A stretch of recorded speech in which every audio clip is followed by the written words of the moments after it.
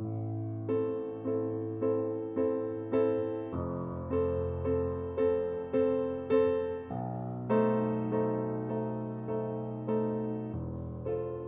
service du contre-espionnage français a appris qu'un document secret contenant des informations sur un nouveau canon a été découvert à l'ambassade d'Allemagne à Paris.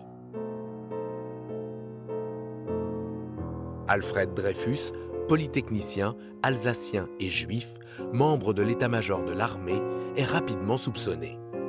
Convoqué le 15 octobre 1894 par le commandant Dupaty de Clam, en présence du chef de la sûreté et d'un huissier dénommé Gribelin, Dreyfus est contraint d'écrire le texte de ce fameux bordereau sous la dictée.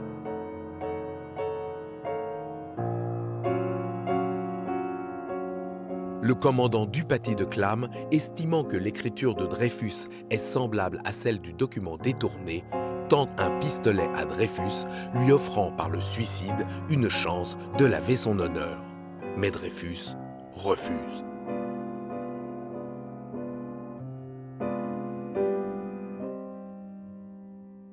Le 22 décembre 1894, Dreyfus est condamné à la déportation à perpétuité par un conseil de guerre.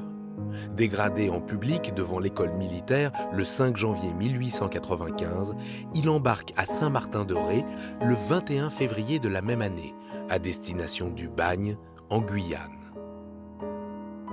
Un vent d'antisémitisme envahit la France, mais à Paris, les soutiens s'organisent.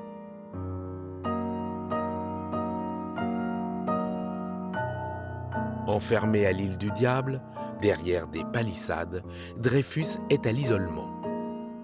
C'est avec beaucoup de retard qu'il reçoit une lettre lui annonçant que, suite aux nombreux soutiens à sa cause, son procès va enfin être révisé et qu'il va retourner en France après plus de 4 ans de bagne.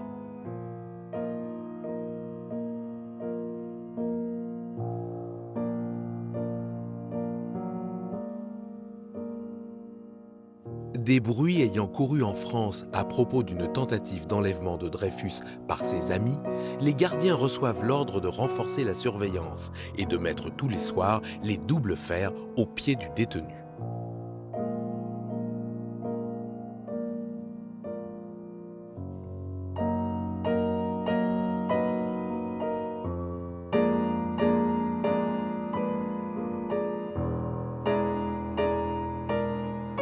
Le 10 janvier 1898, à Paris, après un procès vivement contesté, le véritable coupable du crime dont on accuse Dreyfus, le commandant Esterhazy, est acquitté.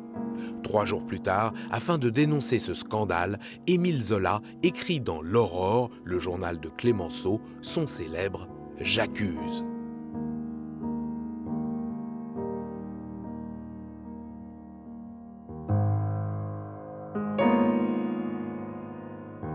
Le colonel Henry, membre du renseignement de l'état-major en France, est accusé d'avoir commis un faux en écriture pour mieux prouver la culpabilité de Dreyfus. Arrêté le 30 août 1898, il est emprisonné au fort du Mont-Valérien. Le lendemain, il écrit une lettre reconnaissant sa faute et décide de mettre fin à ses jours.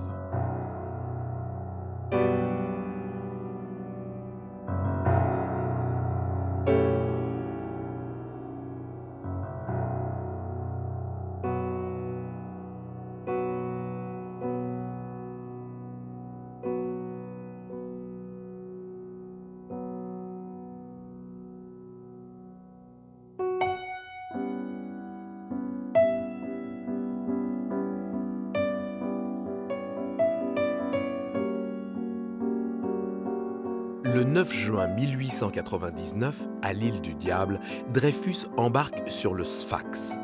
Pour éviter tout rassemblement en France, on a tenu secret l'endroit du débarquement. On croit que c'est La Rochelle, ce sera Port-Aliguin, près de Quiberon.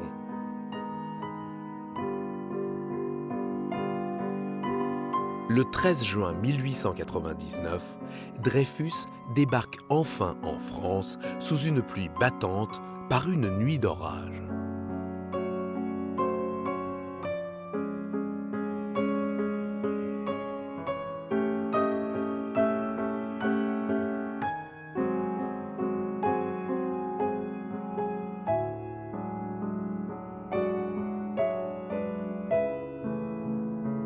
Juillet 1899. Peu après son débarquement, Dreyfus est incarcéré à la prison militaire de Rennes, car les pouvoirs publics ne veulent pas courir le risque de le faire juger à nouveau à Paris, où les esprits sont chauffés à blanc. Ses avocats sont Maître Demange et Laborie, interprétés par Georges Méliès, qui avait personnellement pris fait et cause pour le capitaine Dreyfus.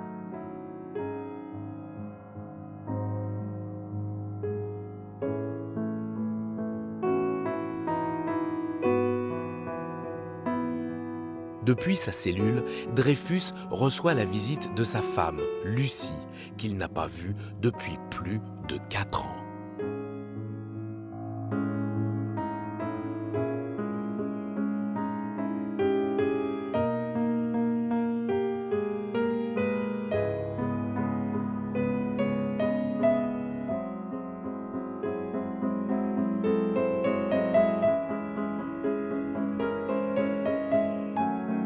« 14 août 1899.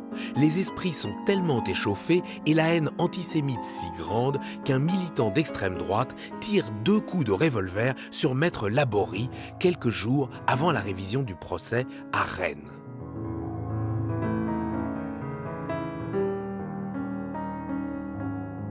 L'auteur de l'attentat ne sera jamais retrouvé, mais par bonheur, l'avocat de Dreyfus n'est que légèrement blessé. Les premiers passants ne détournent même pas le regard. Dans certains milieux, on ne porte pas secours à un Dreyfusard.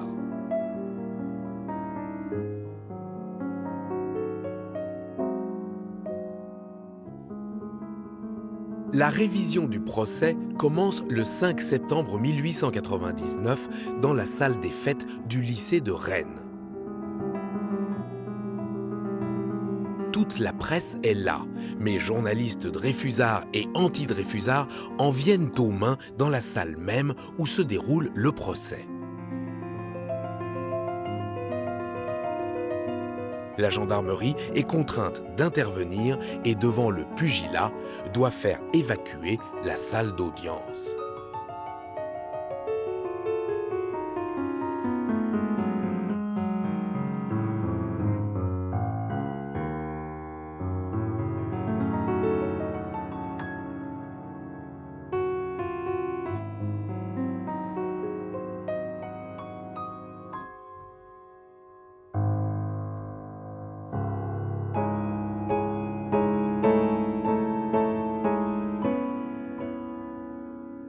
Sur la demande de Maître Demange, ni Zola ni Clémenceau ne paraîtront à Rennes. Durant près d'1 mois, membres de l'état-major et anciens ministres vont se succéder à la barre pour défendre l'honneur de l'armée. Les membres du tribunal militaire et leurs assesseurs entrent dans la salle d'audience, sous la présidence du colonel Jouhaud.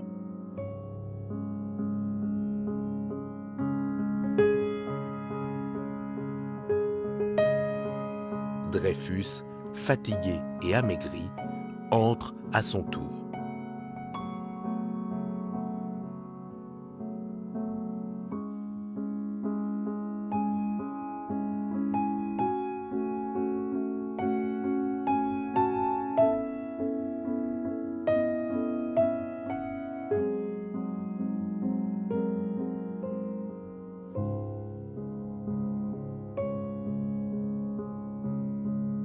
Le général Mercier, qui témoignera pendant plus de 4 heures, demande une chaise pour s'asseoir.